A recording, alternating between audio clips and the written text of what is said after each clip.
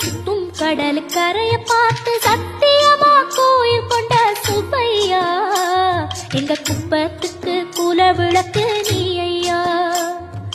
வாடக்காத்து வீச பார்த்து அலையை எதிர்த்து வலைய போட்டு மீன் பிடிக்கும் தொழில் நடக்குது முத்தையா, கரை மீண்டு வர காவல் குண்டன் வேலையா.